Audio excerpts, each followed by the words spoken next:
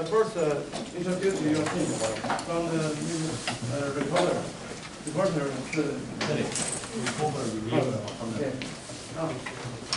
Hello everyone, our team is from this team, and I'm the captain of the team, and my name is Hui, and this is Linjing Wei, this is Zhang Yasong, this is Hu Yulin, and this is Deng Zixing. Hello everyone, honorable juries and fellow delegates. My name is Daniel, and I'm here to represent my team, Mingdao Mei M, which is from Taidong Si Mingdao Zhongxue. This is Huang Youen, this is Xiang Yu, and this is Junhao. 请多指教。Dear honorable judges and fellow competitors, I'm the team leader of Laplacian. I'm Chen Xingwei. This is Zhong Yaoxian, Xu Yiyong, Wang Shaokai, and Su Yuan. Thank you. Okay, now I would like to introduce today's juries. First is Xiao Jiawei from Xietung Gaozhong. The next is Huang Zhongkai, Professor Huang Zhongkai from Zhongyuanyuan. Next is He Peiming from Taiwan University. The last one is Liu Yiyu from Taiwan 科技大学. Okay, now prepare the recorder.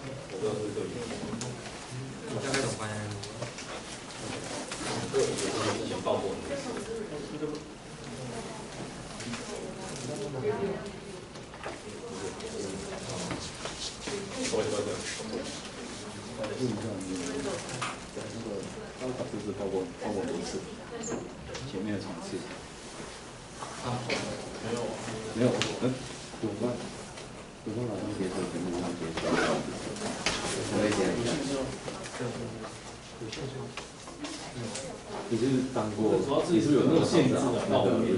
因为之前好像说有个比赛的时候，有些学生不能长期都是发报告。对，有限制不能当3次 recorder。我们是这是 opponent 对，就是 opponent 是同一个场不可以3个角色都担任，不可以从头到尾都同一个而已。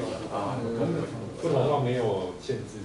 但是他这个限制我，所以我就要 call 你们机动组，我问后台是不是发生什么事情。你把他那个他名字记下来，我去后台帮你改。OK。如果我说的话，这个谁都可以把，但是如果之后会什么打？对，帮我跟后台。好，你给我名字。opponent 的名字。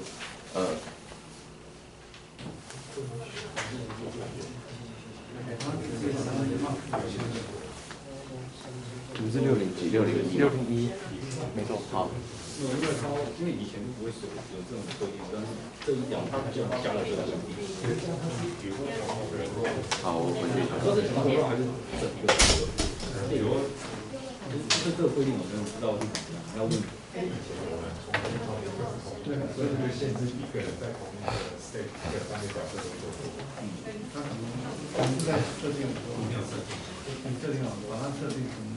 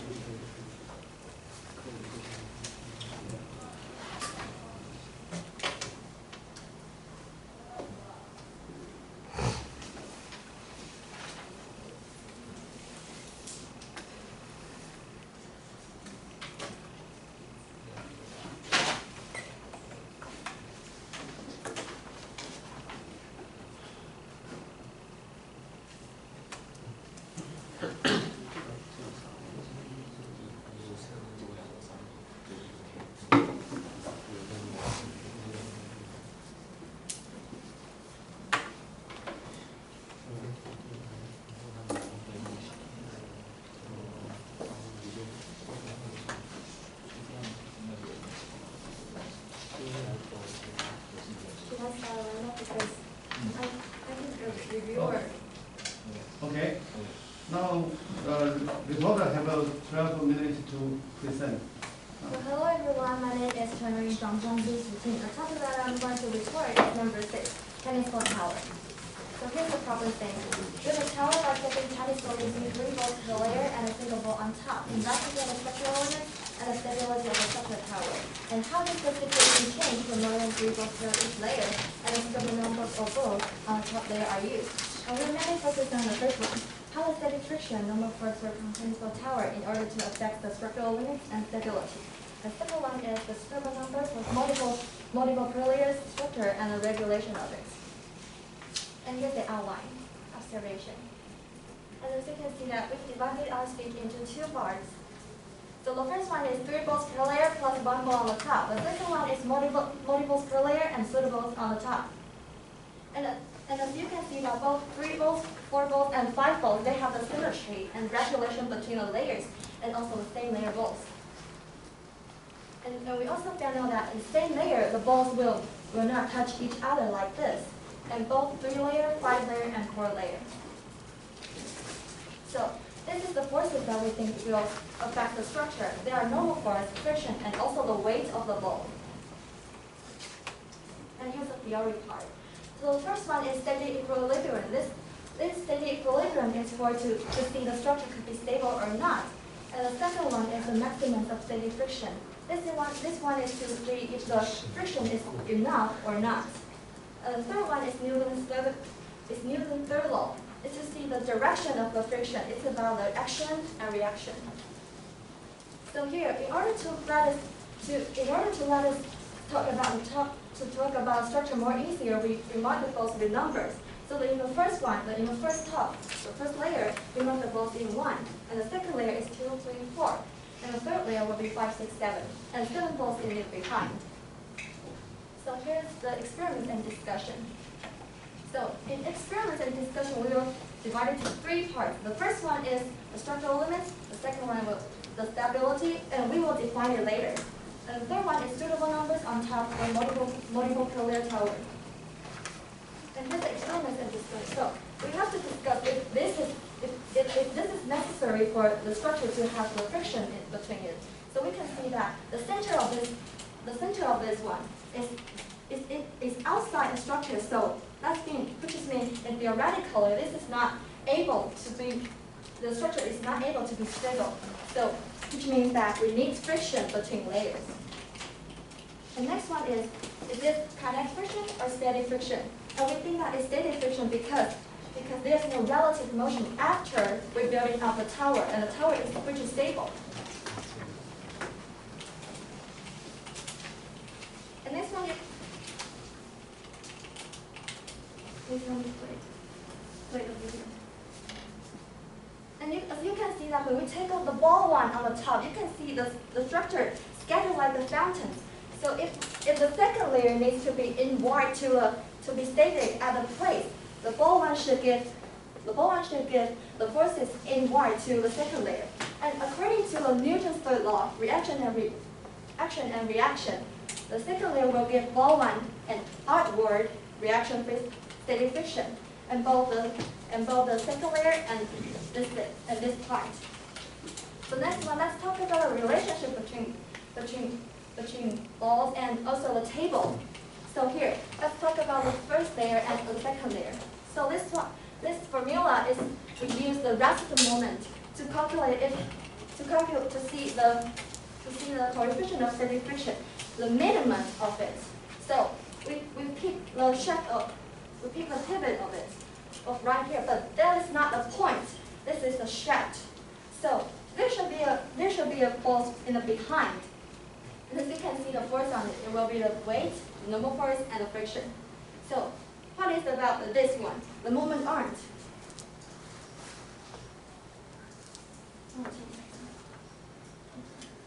So here, you can see the regular tetrahedron. We use this one to calculate the moment arm of the weight and also the normal force. But here's the reminders, because you have to change the direction of the regular tetrahedron. So the side length right here will be the residual normal force, and and the shaft of the pivot will be right here. So which the moment arm which vertical to the moment where the reciprocal moment force will be like this. So here's we already talked about this one, and let's talk about the cosine theta. And as you can see that the reason why we have to multiply the cosine theta is because that this one we want to talk about is the vertical force to the balls right here. So we have to multiply it, right? And we also use the regular tetrahedron to calculate it. And as for the friction right here, because we cannot find out the moment arms of the resultant steady friction, so we divide it to two component force, and we use the horizontal force to calculate the resultant moment of it. And this how, and the moment arm of it, we also use the regular tetrahedron to calculate it. And as for the second layer and the third layer, because you can see that between second layer and third layer, when we choose the pivot right here, the shaft of pivot right here, the weight of the balls becomes tubules, and then also the direction of the moment force change. Like in the first layer and second layer will be like this, but change to when we talk about the third layer, the weight of it will be like this. So if the moment force change, the steady friction will also change too, because the steady friction should vertical to the normal force. So that's why. So that's why we have to list another function right here. So what is about the sine 60 degree? Because also just like the friction that we talked about, we cannot actually find the moment arm of it. So we also have to divide it into two forces, the component forces. And also the reason why we have to divide it to 3, it is because the 1 divided to 3 is the vertical component force of the normal force and also the moment arm. And as for the layer 3 and 4, it's because that when I just talked about the structure has the symmetrical and the regulation of it. So as you can see, the third layer, and the fourth layer, you can see the second layer and the fourth layer have a kind of same regulation of it. So we just use the last one, the formula that we talked about, but change the weight of it, and also for the fourth layer and fifth layer. So as a result, then you can see that the minimum of coefficient of steady friction is far lower than the one we measured, the maximum of steady friction. So you can see that the minimum of it should be 1.06, and you can see that the weight, the amount of it becomes smaller when we talk about the lower layers. So the range of it will be bigger because the minimum becomes smaller and smaller, but the maximum of it is just like that. So the bottom layer have the ability to find a balance point to control the whole tower. So theoretically, we think that there's no structural limits because there will always be bigger than the 0.3. But in reality, we think that if right here is very big, the steady friction is very big, and there's no friction from table, the structure the ball will roll out. So in the beginning, as for the beginning, the structure cannot be built from the beginning. So as you can see that right here, if we use this one and this one to be the table, the coefficient of it is very small. So if the steady friction right here cannot support the enough force to this part, the structure will not be able to build it up from the beginning. And also some possible factors about the structure is fabric and deformation variable. And the stability of it, we define the stability of which is such a stable tower because of the environment changes and the structure cannot be stable, or in which situation the structure can be stable. So here you can see that in 3 layers, the degree to let the tower fall off is 3 degrees, and the degree for fourth tower to fall off is 2, and for the fifth layers will be 1. So as you can see, the center of the tower becomes higher and higher. The degree to let it fall off will be smaller. So the higher the tower is, the unstable the tower will be. So here's the multiple per layers. And as you can see that the 3 bolts per layer and 5 bolts per layer, the side view of it is kind of like very similar. And also this one, you can see that this ball and this ball is kind of like the 3 bolts per layer. The forces that we calculate. So we assume that the outbolts will be just like the top will be just like the 3 bolts. And as for the 5 bolts per layer and 7 bolts per layer, we can build up to 5 layers here and 3 layers there. And we find out that the isosceles trapezoid is the better way to build it up. And also, we find the regulation of it. If top one number is n, the per layer will be 2n plus 1. And as for the even numbers of it, we cannot find the other points. So we only know the 4 bolts per layer, the shape of it will be square. And this part is the 3 bolts per layer structure. And you can see that the force right here and here, the structure is more distributed than the one with even bolts. So we think that is why we cannot build up the 4 bolts per layer even higher, or we found the other shape to build it. So here's the conclusion.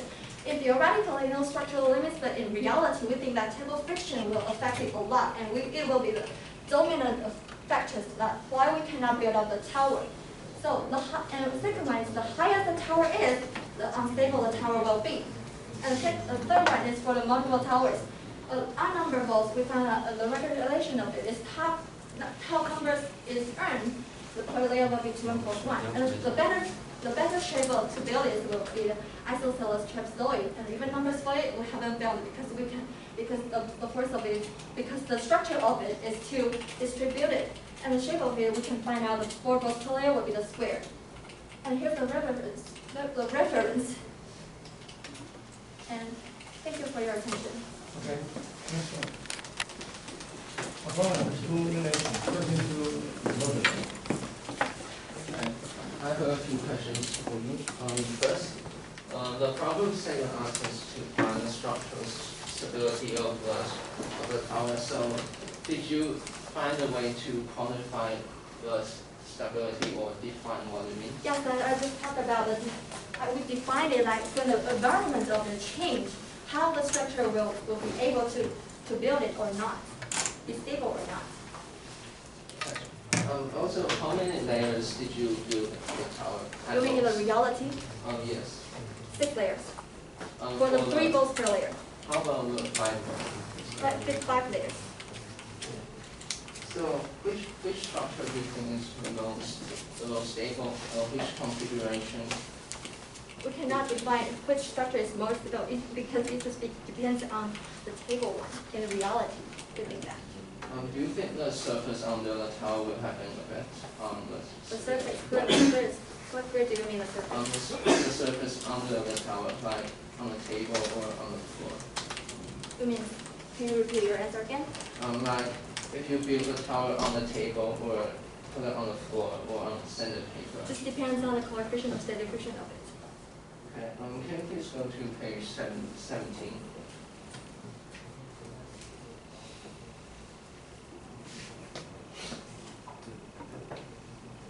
I think in your theory you consider the coefficient of static friction, and you did not consider the coefficient of friction of the surface.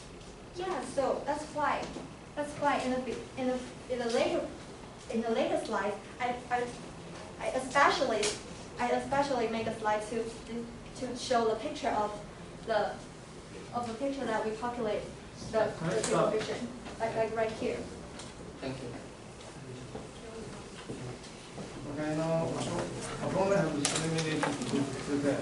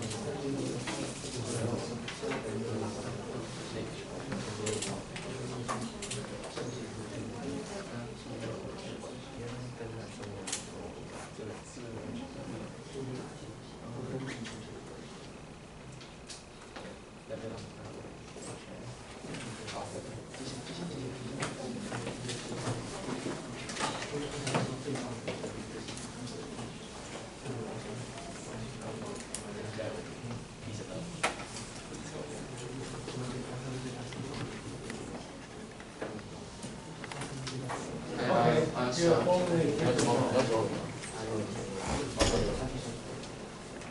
the opponent, Jonathan Huang from the Plaza, and I'm going to oppose number 6 tennis ball tower.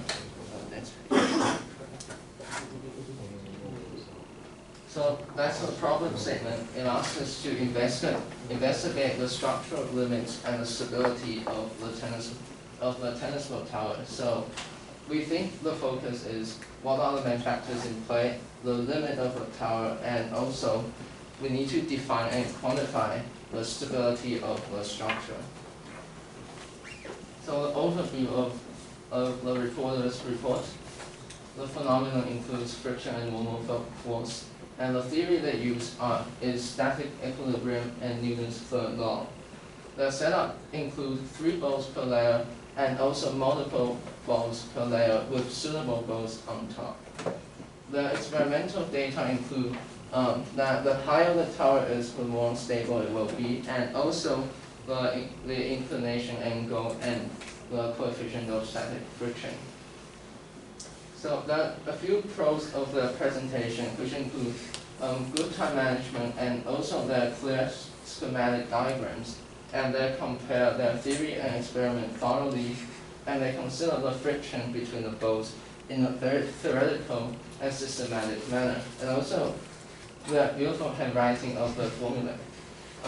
A few weaknesses we would like to suggest are that they have unpersuasive theory and also the lack of quantitative theory.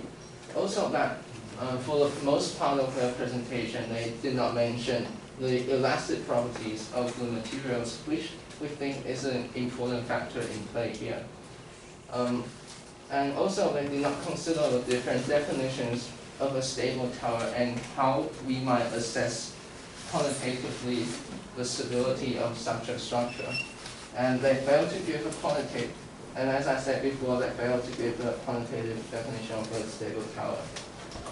So here are the points I would like to discuss with the reporter, which include the theory. So a rigorous definition of what stability means, and will the surface of the table behind under influence the tower. Also that the elastic properties of the tennis ball and the effect of deformation when the tower is built up. Also, another important point is the internal stress, strength, and also the bending moment of the whole structure. In terms of measurements, we think we want to discuss how to measure the coefficient of static friction, and do you think that the force on the tennis ball will affect the phenomenon, and if they do, in what ways? And for the experiment, we have a suggestion for the theory of non-rigid bodies, which we think can improve the result. And also, we would like to discuss how to build the process of building a tower, and what's the optimal structure for the tallest tower. And also in terms of the theory, there's one more thing to ask, which is, in theory, if the structural limit, if theoretically there's no structural limit to the tallness of the tower. So I would like to begin my discussion. Okay, so the first question I would like to discuss is how you would define stability of the tower. So I just say the stability we define it like a stable structure which affected by the environment changes, and the structure will be able to stable or not. Okay, so then do you have any quantitative way, like maybe, like I'll give you a few suggestions, and the first is we can use the collision of a tennis ball with the tower itself and see which kind of momentum change can induce the collapse of the tower. So that's one way. And there's another way is to use an earthquake simulator to put under the tower, and we can use the change of acceleration and test the load and test how the structure can undergo such a change of acceleration, which we think is a good way to define the stability of such a tower. So Thank you for your definition of stability. And also, I know we talked about this just then. Will the surface of the table under the tower influence how stable the structure might be? Yeah, like I just say in the part one. If the coefficient of stable friction right here is not, for this one, we use the maximum coefficient of stable friction between the balls and the tower. So the maximum is like this. So the actual stable friction should be smaller than this one. But we cannot measure how the precisely of it. Because you can know, it's like, do you know like the stable friction? So do you there's think no formula for it. On the fabric surface, is the tower more stable or not? Can you repeat that again? We can see that the coefficient here is a lot bigger than this one. So is the tower more stable on fabric than on the sheet? No, you cannot be like that to ask this question, I think, because if you put the fabric here under this one, also you can see that the normal force right here will be the vertical, and also the friction right here will also change it. So you cannot say like, also the layers of it will be different, because you can see right here, this layer, three layers right here, but for the table it's 4 layers. So you think So that the different. roughness of the surface does not have a definite effect on the stability? You mean like the very precisely affected? Yeah, like on the rougher surface, can you build the tower? Can you build more layers of the tower? Yeah, of course. If the table is able to support, the friction of it is able to support all the towers.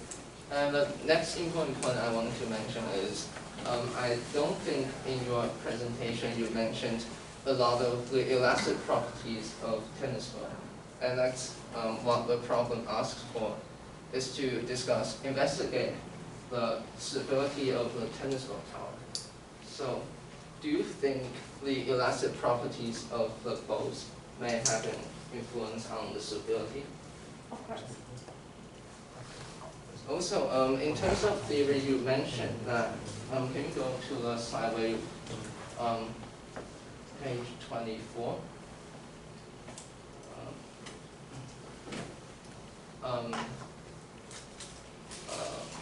Can you go to the slide where you mentioned your theoretical limit?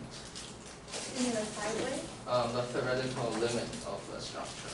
No, we cannot calculate because the fabric is unstable. So when we are building up of this, it is not hard to control. So there's no theoretical limit.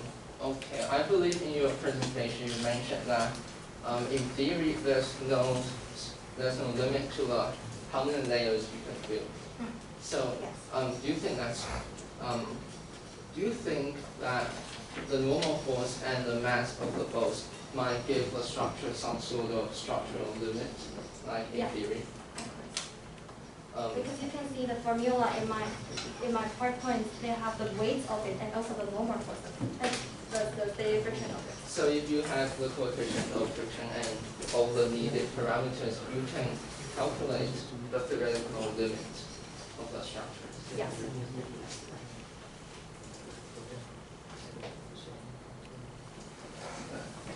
So also, I think within that there's also, we should consider the realistic parameters that's in play here.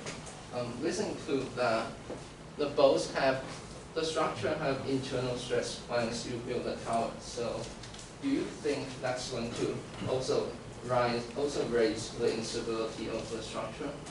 You mean the internal forces will affect the structure? Yes, the Yeah. internal stress. You mean the normal force of friction, right? Yeah. No, the internal stress of the material itself. Since we know that. You mean the rubber core? You mean? Yes. No. So But the weight of it will affect it. So the material itself will not affect the stability. To see if it is contact or not, and also the weight of it. Okay. How do you measure the coefficient of friction? You mean coefficient of friction? You mean which friction? Static friction, the minimum of friction, or the maximum? The static friction. The static friction have minimum The friction, data coefficient, and the data maximum. used in the presentation. How was it measured? No, we didn't measure, we calculated. Because we cannot know on the start. So that's why we calculate the minimum of the coefficient of it. Also, do you think that, we'll go back to discuss the material of the balls. Do you think that, since those problems asked about tennis balls, do you think that if we have another kind of ball that's just as rough as the tennis ball, do you think it's going to affect how stable the tower might be? Do you mean that the control variable will go like just like the tennis ball and only what's the independent variable and the dependent variable you're talking about? So first, I think, do you think that the curve on the tennis ball is going to have an effect on the stability? Yeah, of course. Do you think that is a possible factor? In what way do you think it's going to affect? Because you can see that in my PowerPoint, you can see we build old balls in 6 layers in December, but only built new balls in last week. So we think that that's why the old balls we have plated for the first of this to this rough. I mean, since you calculated the theoretical limit of the coefficient of static friction, do you think that this value is going to be constant regarding how the weight on top of the tower is going to affect how the fur on the tennis ball is going to be configured? I think that the fur will not be affected by the weight of it. Okay. And also, I would like to ask about how you build the tower. Like, did you just stack it up, or did you have any system method? So, how many layers do you mean? Like how did you stack up the tower? How did I start with the tower? Because in 3 layers we have 1 layer, but for the 4th layer, the easier was to build, and for the 5th layer, because we need hands to build it, and for the 6th layers, we also make the scaffold, the kind of things like scaffold to hold it up. And also, do you think that there's an optimal structure that's going to give you the tallest tower? You mean which? You mean the optimal configuration, like 3 balls per layer or 5 balls? Oh, of course. Like right here, for the 5 balls per layer, we think that isosceles trapezoid will be the best shape to build it up, because we have tried the pentagon shape, but it is very hard for us to build it. Okay, and one last question. Can you go to the conclusion page?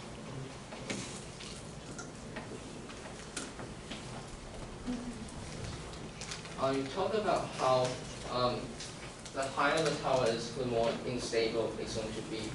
Do you think that there's a possibility that maybe you mentioned that 6 is the highest you built. Have you considered that maybe after 6, and maybe if you reach the 20th layer, it becomes stable again? It becomes stable, you mean? Because the stability that I define is when the environment changes, the structure can be stable or not. So, I think that the definition of stability is you talk about right here. that you're saying that 6 layers is the highest you can build to make the tower stay in place. Yeah. Have you considered? Okay, time to start. Oh. You have 1 minute to summarize. I'll summarize our discussion. First, we discussed the definition of stability, and the reporter gave us their definition of stability, while the opponent suggested a few ways we can quantitatively assess how stable the tower might be. Also, we discussed how the surface of the table will influence the stability of the structure. Also, we discussed how the elastic properties of the tennis ball and the effect of deformation might affect how stable the tower might be, while the reporter gave the answer that whether the balls are elastic will not affect how stable the structure might be. While we disagree with this statement, and we think that the deformation effect has a major effect on how stable the tower is. Okay, thanks, Doc. Now, we will have a 3 minutes to Good afternoon, Honorable Judge. So I have some questions for the reporter and the opponent. Would you say the upper single bowl is the most important bowl to support the structure? No, I didn't mention it in my How about it? Yes, I think it plays an important part as it balances the wall. Yeah, thank you. You stated that there's a gap between the layers of your tennis ball tower, is it right? Yes. If there's a gap between the layers, then your balls should not be interacting. If your balls are not interacting, where did the friction force and the normal force come from? So sorry for that because I misunderstand your problem. So I think that the same layer will have the gap, but between layers will not. How about you? We think that the normal force interaction between the top layer and the bottom layer is the main source of deformation and also the friction. So have you considered the deformation, and if so, how did the deformation affect the direction of the Yeah, of force? course, I told about that in the right side. And because I think that when the softer the ball is, So will Thank the you. normal force be to other direction? no, it just depends So- on. In theory, the normal force is going to point to the center of the sphere. But once there's deformation, the contact is no longer a point, but a surface of contact. And that's going to change the direction of the Yeah, normal force. thank you. So the reporter said that the table friction is the main limitation to the structural limit. Do you agree with the reporter? I partially agree with it, but I think that the elastic properties and how easy the ball is going to deform is also important. So there are like many variables that's changing, like the table friction, elastic, and the static friction. What is the main reason for the limitation of the structure, do you think? That contributes the The most? main reason I think is the friction force and also The static friction or yes, the table friction? the static friction. Okay, thank you. How about the reporter? You mean in theoretical or in reality? In reality, in your experience? Which Well, one? in my experience, which means in reality, right? So it will be the table. Okay, okay, too. So you stated that the minimum static friction is calculated with theoretically, right? Yeah. So if your minimum static friction is calculated with theoretical, how can you verify that your theory is correct if your limitation is also being calculated with theory? Because this static friction, the minimum of it is just to calculate how the minimum of it should, like the static friction should over it, Okay, so you don't really know the minimum static friction. because we cannot measure it. Okay. Do you believe that there is a way to measure the static friction, The static friction. the minimum static friction in real reality? As I mentioned, I think Okay, we can thanks, use Doc.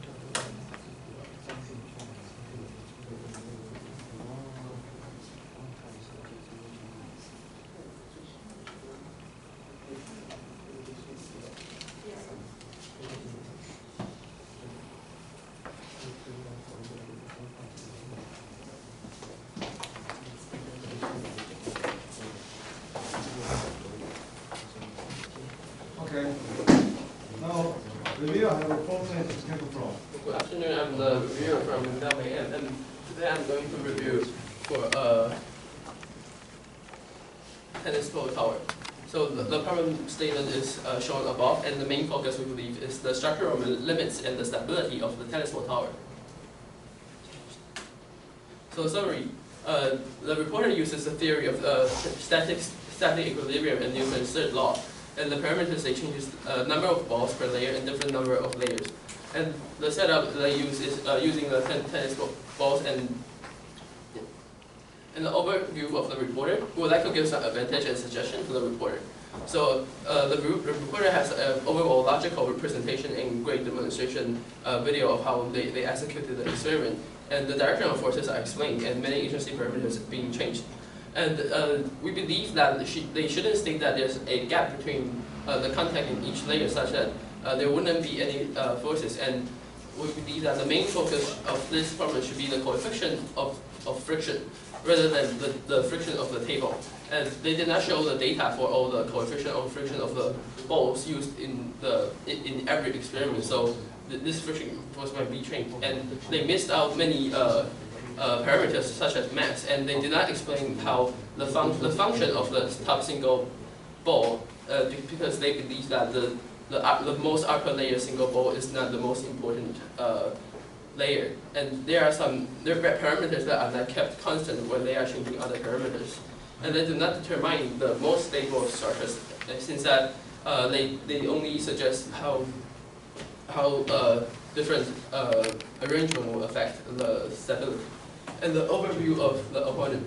So the advantage would be that they ask essential questions that is related to the problem statement, and they clearly understand this problem statement, and they have accurate answers in the questions. And for suggestions that they sometimes ask questions that were trivial or already answered in the presentation, and they couldn't grasp onto more into the important questions.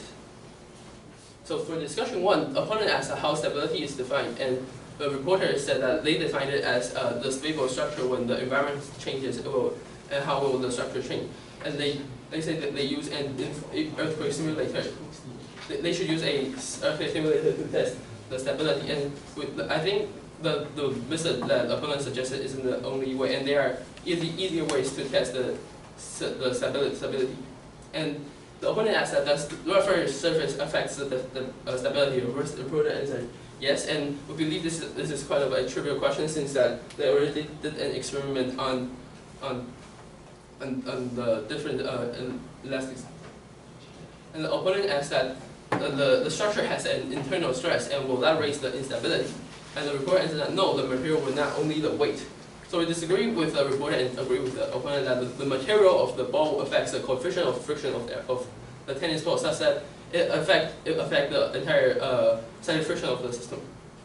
And the opponent asked, how did you calculate the coefficient of friction? And the reporter answered that they calculated it through theoretical, and they couldn't obtain it from experiment. And we believe that it can be calculated by using a force meter, and they shouldn't use a calculated value.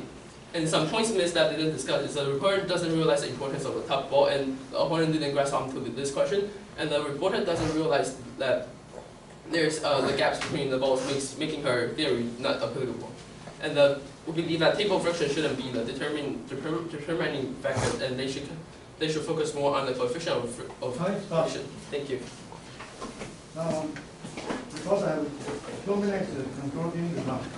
So thank you for the opponent give the different definition to the stability. And as for the elastic power that the opponent and the reviewer mentioned, we think that the deformation of it does affect the stability of it. Such as like I just say that the softer the ball is, the easier the tower that it can be built. But there are also the limitations of it. So the ball cannot be the softest one.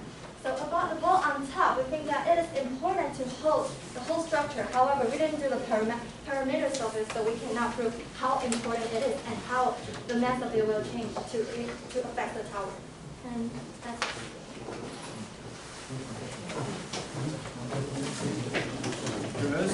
Any questions? I have a question for the reviewer. So you mentioned that the reporter shouldn't have gaps.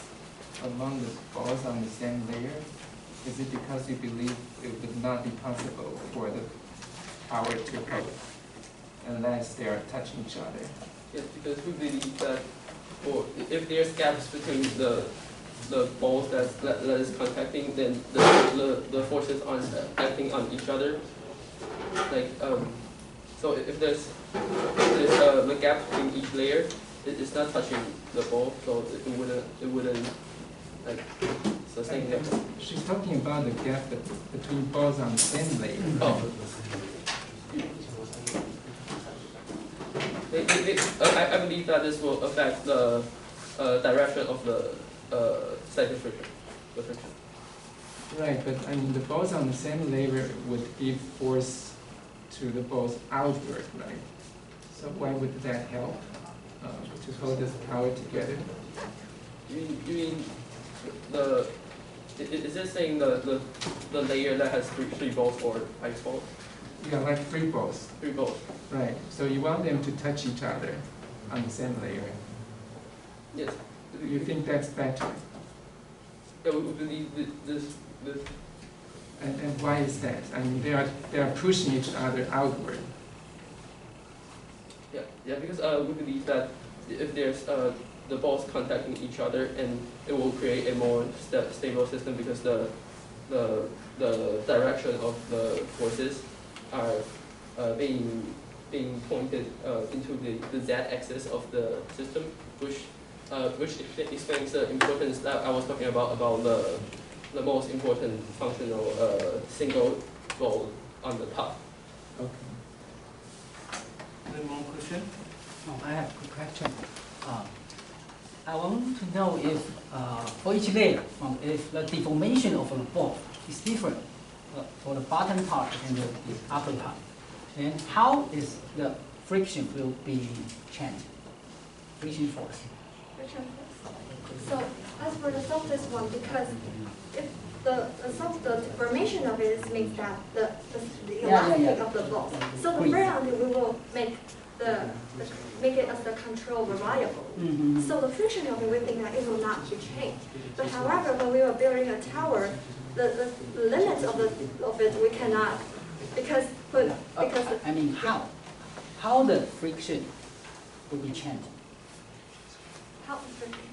Well, how do you see? When you change the surface of the canister. No, I mean the weight induced this formation. Oh, I believe that when the deformation takes place, the normal force that will go into another direction. So the force wouldn't be pass at the center of the ball, right? Yeah, wouldn't be holding the structure. We think that due to the deformation, first, the balls at the bottom and on the top are going to have different level of deformation, and also that the deformation causes the contact to be an area instead of just a point, as in theory suggests. And so first, there's going to be a distribution of the normal force on the surface, and also it's going to point in various different directions. So, how about the friction? The friction is changing. First, the direction of the friction is going to be changed, and also how the friction is distributed will be changed.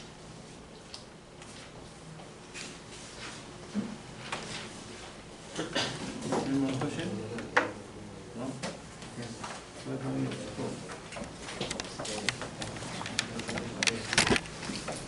Sorry, I'm not ready yet. Okay.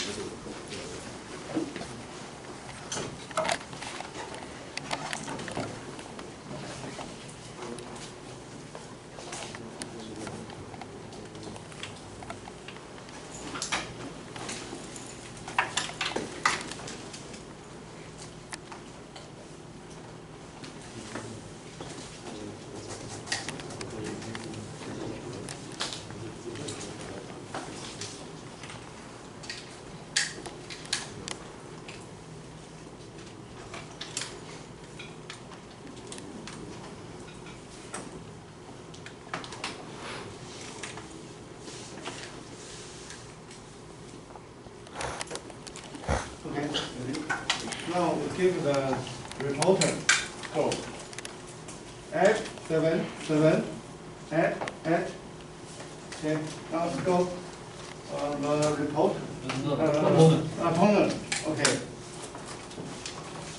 8, 7, 7, 7, 6. The final give, let's go the reviewer. 7, 7, 7, 7, 8. We finish this stage.